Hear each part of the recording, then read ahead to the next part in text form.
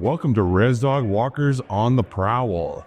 I'm coming to you live from Prince George today. Well, I guess it's not going to be live when the episode airs, but I'm coming to you from Prince George, Clé-Clé-Dene territory at the BC Natural Resources Forum Conference. I was lucky enough to come up and do a panel today. We've got a couple chiefs that we work with doing some panels, but I couldn't pass up the opportunity to sit down with my good friend Stewart Muir and have a chat about some BC coastal issues that you and I have been bantering around. A couple of those. How are you, Stewart? Pretty good, Dallas. Nice. You're up here at BC NRF. I know Resource Works is always knee deep in important things. What are you up to this week? We're seeking to find out what the BC government has in store for British Columbians. We're connecting with friends.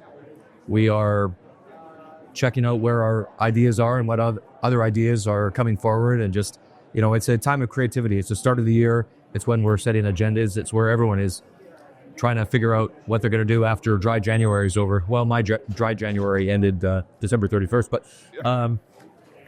so it's a week in the year that I just look forward to because we come out of it energized. Me too. I love coming to Prince George more in June, July usually, but it's always nice to come up here in February because everybody's here.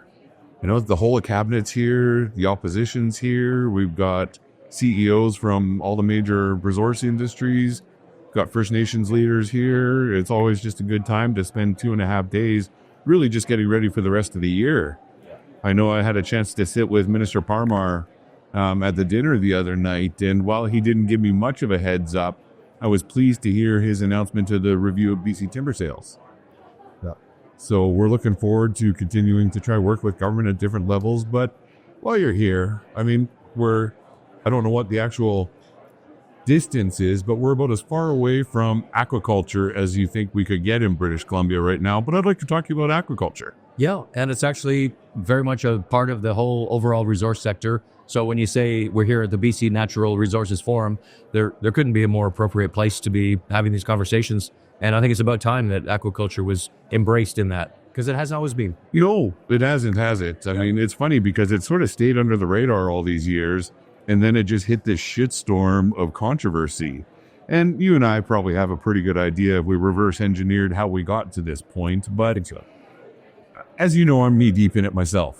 I've become acting chief of the Cloudsies Nation. We have 3 fish farms in our territory. Provides great community supporting jobs. It gives us opportunity for own source revenue to deal with housing and other social infrastructure issues that we so badly need dealt with. But it's also a food security issue, and that's one of the topics that people have been interested in talking to me about this week. We've started working with the agriculture sector to try get a better understanding of how we are connected in the resources, in natural resources, and agriculture is the first place that comes to mind because of fish feed and other issues like this. But then the farmers reminded me, we eat fish too. We don't have the ocean. We don't have the luxury of being able to go get a wild Pacific salmon on the weekend on our boats or anything like that. And so it's important that the general public starts to understand how grounded in reality the aquaculture discussion should be and how far from reality it's been to date. Just, some of your thoughts on, I know Resource Works is always very supportive of, Indigenous self-determination, reconciliation through responsible resource development. Just what's some of your thoughts off the top of your head when I bring up the word aquaculture? Like, you're not cringing. Whenever I bring up aquaculture, a lot of people get really uncomfortable. I'm leaning in because I'm excited about aquaculture, but I would say the place to start the conversation is around the values. Let's do a little scan of who is a player in this. What are the values? Where are the values that are causing friction? Where are the values that are shared? And I think the shared value number one here is everyone wants to protect wild salmon. And I'll tell you, even though I don't work in the aquaculture sector, I look at it from afar, and I've over the years gotten to know a lot of people, made a lot of friends, visited communities I wouldn't have had a reason to go otherwise. And the shared value that I see is that to a person, when I talk to someone who's in aquaculture, I'll always ask them what they think about wild salmon. And they'll say to me, you know what, Stu, if I thought that my work was harming wild salmon, I wouldn't be in this line of work. I couldn't agree more. I mean, it's ironic. I spent the first 20 years of my career protecting the coast of British Columbia and the Great Bear Rainforest, and then following up with the Marine Protected Area Network we're bringing forward in the Great Bear Sea. But we found a shortcoming in that. Protection's important. You know, ecology is so important. We understand how lucky we are for British Columbia to be what it is because of its beauty and natural resources and coastlines and all those sorts of things. But I couldn't agree with you more. The nations that I work with, and there's over a dozen of them who are involved actively in the aquaculture sector, first and foremost is wild salmon opportunities. But we've been seeing those deplete for decades now. And it becomes a food security issue, but we also need to do more to actually just solve some of the challenges around wild salmon, as opposed to just pointing at a smoking gun that may or may not be scientifically linked to the demise of wild salmon right now. Just some of your thoughts on how governments have handled this. I mean, I know I've got some thoughts on it, and, you know, a little bit of the back and forth about that. But as your view from afar, but an interested British Columbian, what's some of your views on how governments dealt with this to date? You know, it's kind of complicated. And if you look at the four orders of government, the federal government has got the main authority on the management of salmon farms, but the provincial government has got certain oversight, which is mostly delegated to the feds. Municipal government has got skin in the game because local businesses and employment is driven in places like Campbell River and other communities on the coast by healthy businesses. And, you know, after forestry and salmon farming, in most of those communities, there's not much else. And the idea that being a retirement community and you're going to drive an economy with some lovely retirees who are enjoying their time, probably not spending a lot of money putting that into the economy, that doesn't build lives for young people who are struggling to build a home. So we've got to be realistic that as we look at the idyllic landscape and thinking this is all for me to enjoy and no one else should enjoy this or make economic use of it, including the rights holders, the First Nations. I think we need to examine how a thought process can get someone to think about that, because the other order of government that to me is the most important one in this conversation is the First Nations governments. And they are the ones not only who have the constitutional rights, but also who have a vast array of other rights. And I think responsibilities too, to their people, to the environment, to the salmon, and the rights and responsibilities. But there's the other R word for me, which is respect. And it's all going to start with respect. Otherwise, you know, you're just never going to move. I think there's been an erosion of mutual respect in a lot of these conversations that is very disappointing to me. I think it hurts people. I've traveled in parts of British Columbia where I've learned terminology to describe some of this that was new to me when I heard terms like lateral violence. And that's communities that are, because of issues and values, conflicts, develop actual lateral violence. That's violence within communities towards one's kin, towards almost oneself. And when that happens, that's a very unhealthy situation. It affects everything. And I think for First Nations governments, in those four governments that all have a role in this, I think First Nations are under enormous pressure.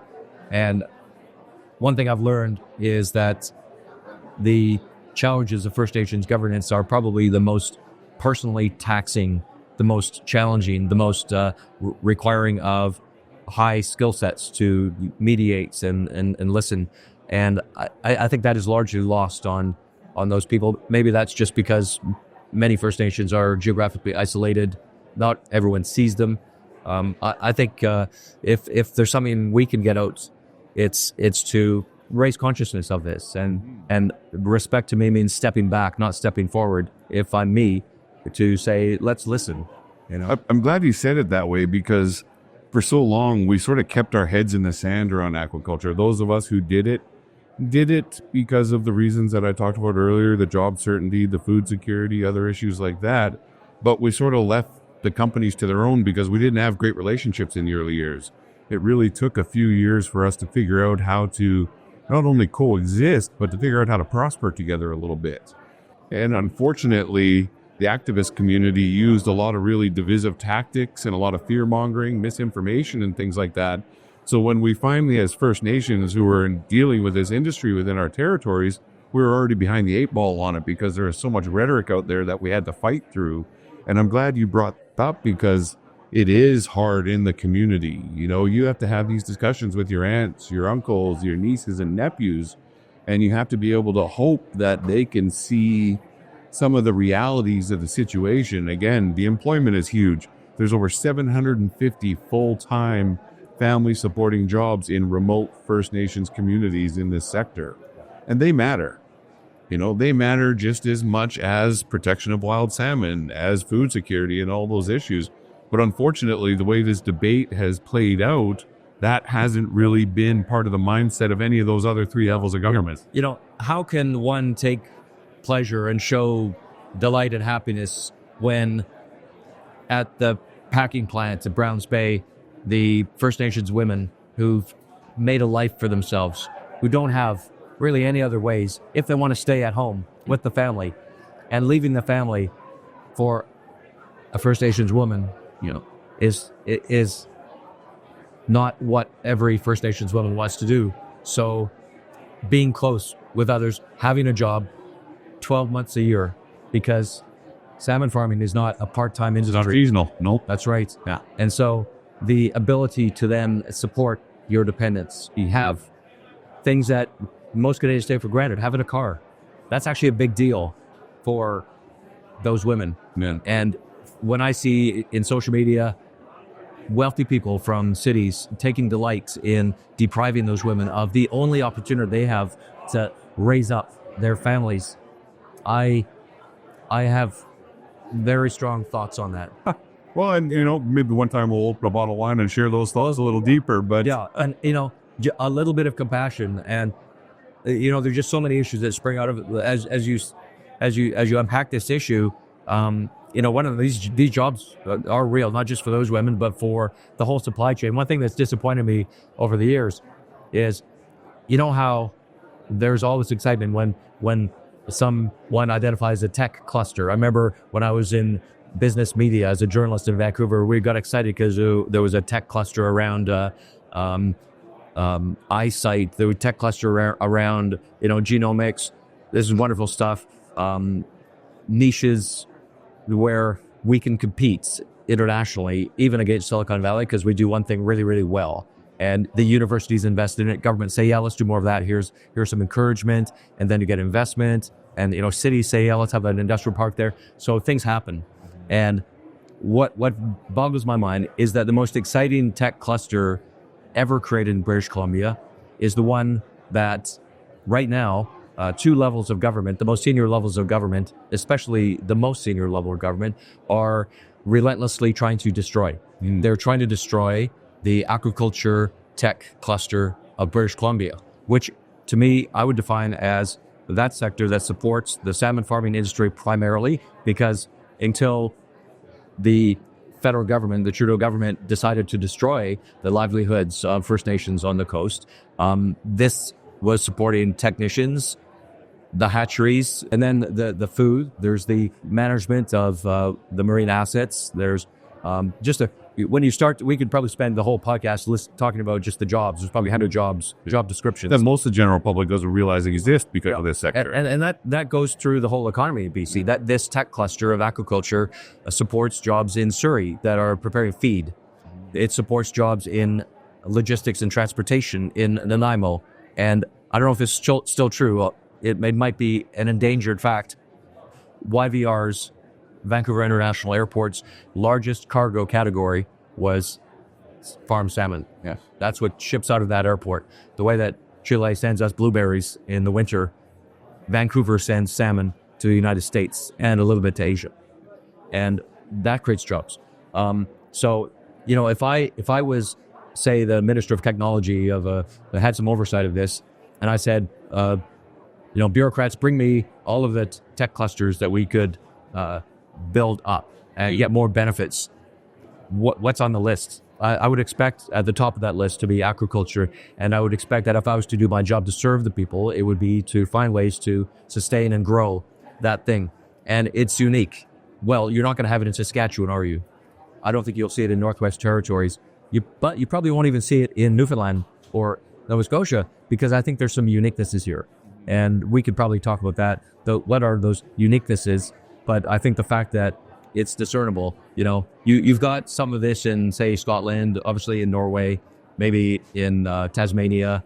But here in BC, we export the brain power of aquaculture around the world. Yes. You know that. You'll talk to people on the coast, they're going off to work in salmon farms in Australia, and then they're coming back, and they're coming back with knowledge, and they're bringing that to put back in. When you peer into this, as I got to do, I really wanted to understand a few years ago. So I went and talked to scientists. I went to the labs in Campbell River. I went to the university in Nanaimo to see where students are being educated in aquaculture, and I talked to the independent professionals providing, people with PhDs who do just very, I couldn't tell you what they do, except they're making a living at it, and obviously they're needed. They're doing something really specific with salmon health. That's a huge area of investment, and that's a big part of tech. It's not just maximizing the economic gain through, making fish grow faster, bigger, taste better, but it's ensuring the health, and that ties back to the wild salmon thing. Are we protecting wild salmon? And that's the responsibility of a good tech cluster to make sure you've got it's sustainable as well, right? Rez Dog Walkers is part of an ongoing conversation that connects directly to the upcoming BC Indigenous Resource Opportunities Conference, BC IROC, happening June 18th to 20th, 2025 in Nanaimo, BC. Since its inception, this conference has fostered countless successful partnerships that bring meaningful benefits to First Nations, resource developers, businesses, and all levels of government. BCI Rock continues to lay the groundwork for future collaborations and growth across the resource sector. Visit www.bcirock.ca to learn more about the conference, its sessions, and how you can participate. Look forward to seeing you there. I'm interested in continuing that discussion because the tech and the science is so important, and the activist misinformation is based on an industry when it was in its infancy in the late 80s, early 90s, when they were first trying to figure out how to do it here. There's a lot of mistakes made. No one's gonna pretend that didn't happen. There was escapes. We were told escapes were going to lead to Atlantic spawning in rivers. Never happened. Salmon, even when someone tried to Cowichan River, they tried 3 different times. Can't do it. That Atlantic salmon just won't do it. Well, it's not in their DNA. Yeah. It's so much has been learned. You get one picture. Oh, there's a fish. It looks terrible. It's dead. Well, let me ask. Let's do a thought experiment. What if a fish was in the ocean and it died? Yeah. Would you be able to go and take a picture of it out there? Well, no. It would be eaten by something in about 2 seconds. So in nature, fish die. Yep. Fish have diseases that occur in nature. Yep. And it so happens that in farming, the pursuit of an image to make it viral. So things like that, which as you said, predates the regulatory requirements never get laxer in Canada. Anyways, they always get the other way. So you bring up science. So it seems to me that if you're an environmentalist and you have a bunch of campaigns, you're interested in forestry, maybe you're interested in aquaculture, energy, you're interested in climate issues. Maybe you have a perspective on climate that is, we want climate action, and you're advocating for that.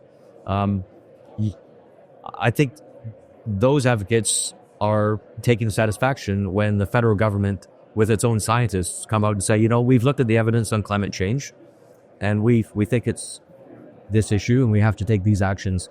I've yet to see an environmental group say, well, those government scientists are fakes and frauds, and they're lying about the issue. I've yet to see that happen.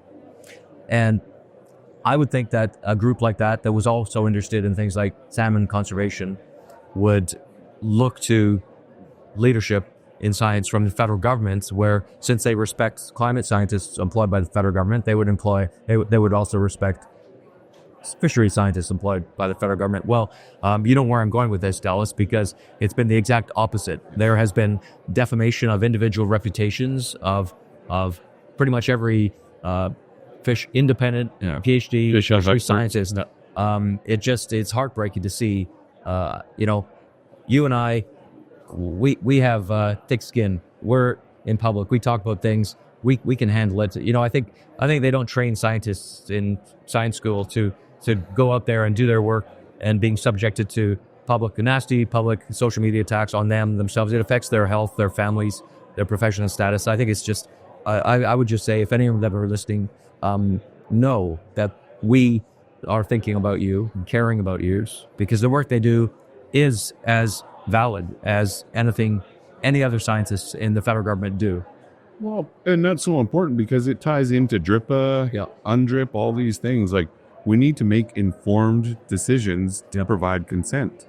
And the way this whole process is played out is so backwards on that side of it. But I started going to Ottawa about 2.5 years ago directly on this issue because we were a stroke of a pen away from being extinct, the salmon farming sector.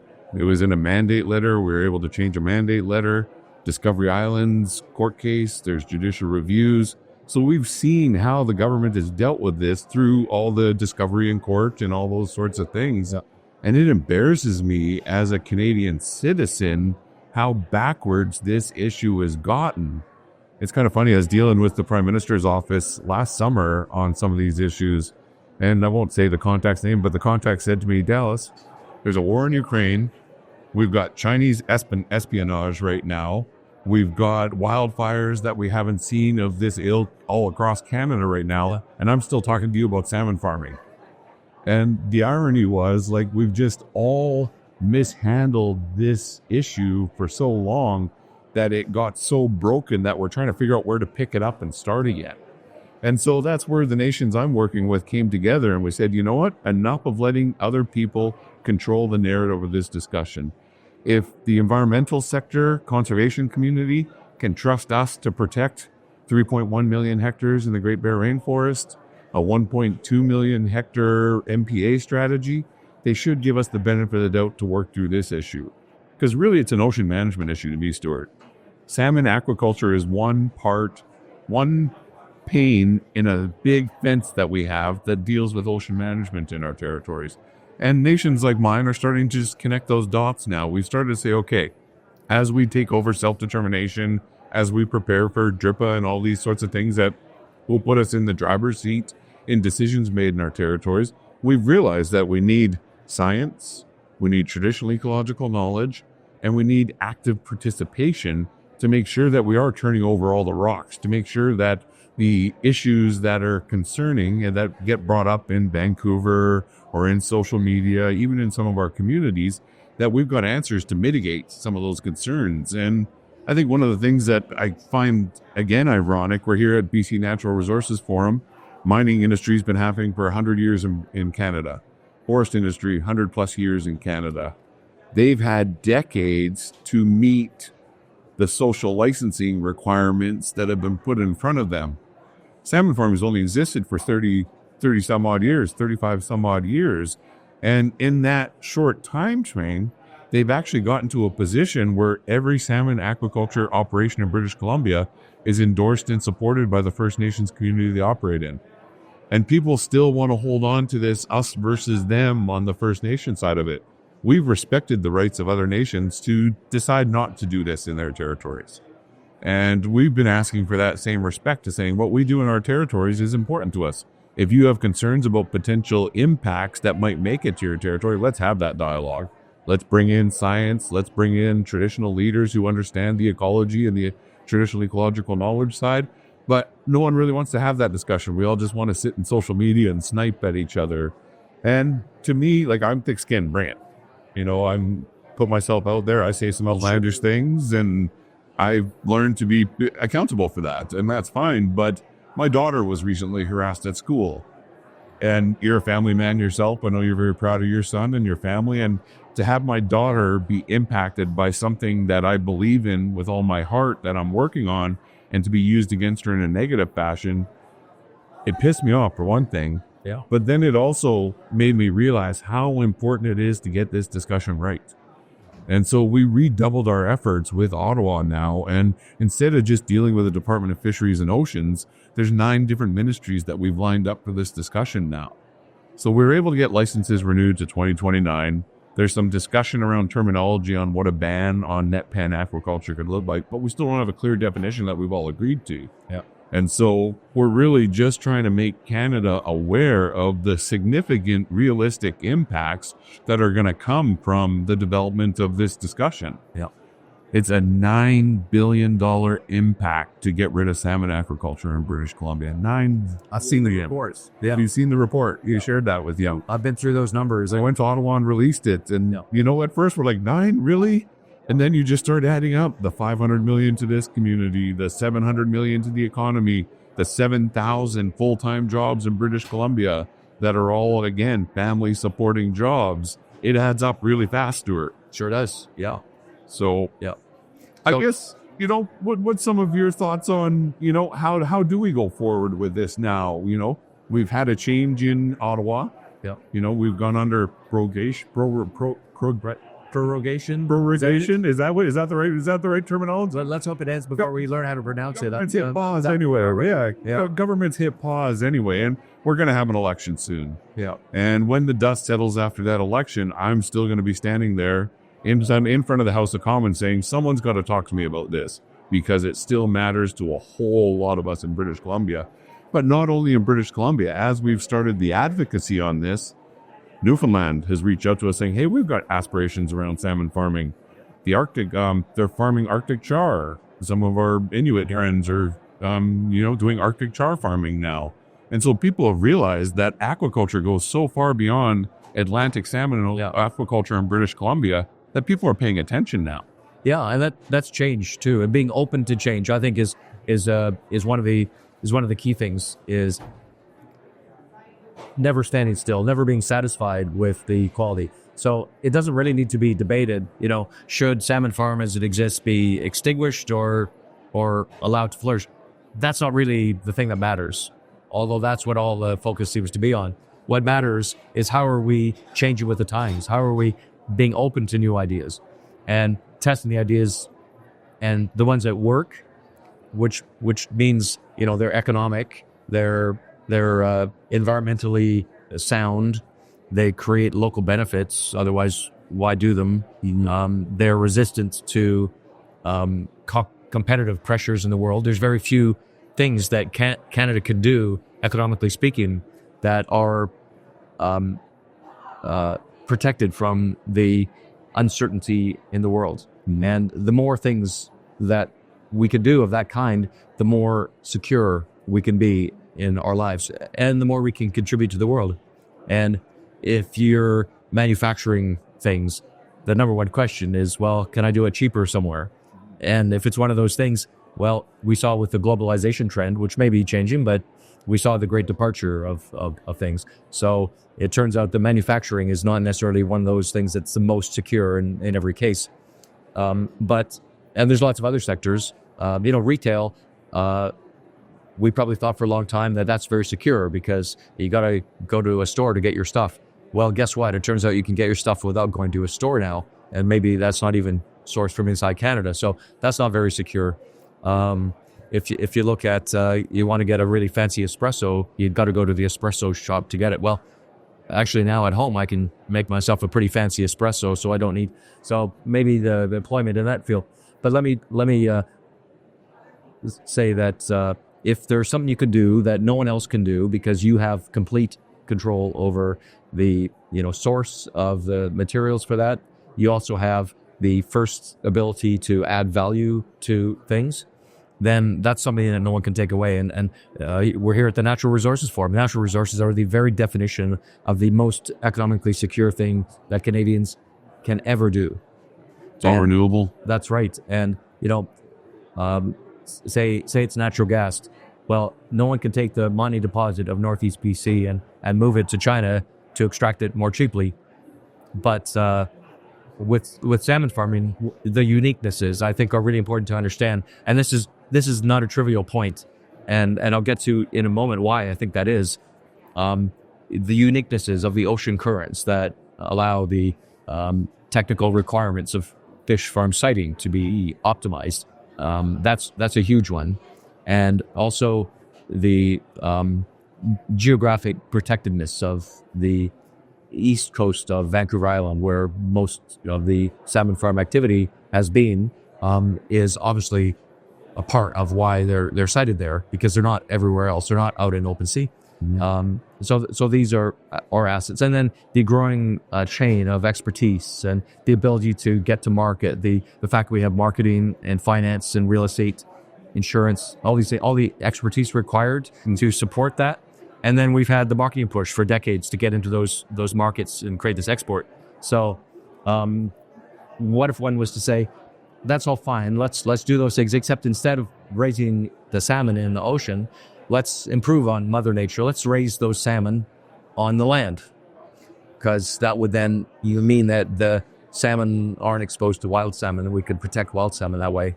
Okay, let's suppose that was something you wanted to consider. Actually, there are people considering that. You might say, well, is there investor interest in this idea? Because I think those salmon have done pretty well in the ocean for millions of years. Let's see what the investments are. If you look into that, I've looked into it quite closely. I've looked at companies that have sought to apply capital to ideas and create a new industry. It's been a complete flop so far. Many millions have been invested. So if it was otherwise, I'd probably be a little more receptive to growing it. Another thing is that when BC grown farm salmon is consumed, it's consumed by people in New Jersey at a wedding, or in New York, in Washington, in the population cluster of the Northeastern United States. That's the biggest market. And transportation costs to get these salmon there are a necessary problem cost. And if the salmon farming industry wanted to adopt the idea of on-land salmon farming, at some point the accountant is going to say, well, this transportation stuff, that's a lot of driving, there's a lot of storage, freezers, a lot of fly. Why don't we take that out? We'll just do the on-land salmon farming. Yeah, I better go to Ohio or somewhere. Yeah. So that would happen if that was a feasible industry. So I think it's a sort of belief that somehow there's something special about BC that will keep salmon farming here, whether it's in the ocean or not. And I've yet to see any evidence that it's attracting investment and delivering results. I've yet to see evidence that it's something that BC could retain. So I think it's just really a fantasy to think that all of this could be at anywhere near that scale. Maybe at a macro scale, maybe with a different species, but a completely different industry. And it's also naive to think that all of the goods and services supply chain that's been brought up to build BC's largest agricultural export would just stay there. All of those PhDs and labs and logistics chains would just stay there for an industry that is a fraction of it is worth. It would be gone. Yeah. Well, and I've had to take some looks at that myself because of the social license. People keep dangling this idea of closed containment in front of me, but we've done that. We've tried it, and we've failed in some places, and we've seen other groups fail in it. And to replace the tonnage that exists right now, even though it's been reduced by 40%, thanks a lot, Liberals, but we'll get into that next episode. But, those are the things that we're looking at. I think one of the things that we need to also understand is these opportunities exist right now. This is something that we're doing right now. This isn't something we're building towards. This is something that we're doing right now. It is happening. And we are making it better through our oversight. As First Nations have taken the wheel and the relationships with the companies, we've changed how they cite. We actually have stricter criteria than the Department of Fisheries and Oceans has with our oversight, with our guardians on sites and things like that. But Stewart, as we do with every issue, we're just going to keep talking until people hear us. And so I want to appreciate the time you've given me today. I know we're both busy with BCNRF, and it's always good to see you up here, but thanks for stopping by, and we look forward to catching up with you. Maybe we'll get into the studio in Vancouver, and we'll dive a little deeper on some of these issues. I'd like to do that. Let's do it, my friend. Thank you. All right. This is a short episode of Rez Dog Walkers on the Prowl at BCNRF. We look forward to seeing you all at BCI Rock in June. Follow the website, www.bcirock.ca, and we'll look forward to seeing you in Nanaimo.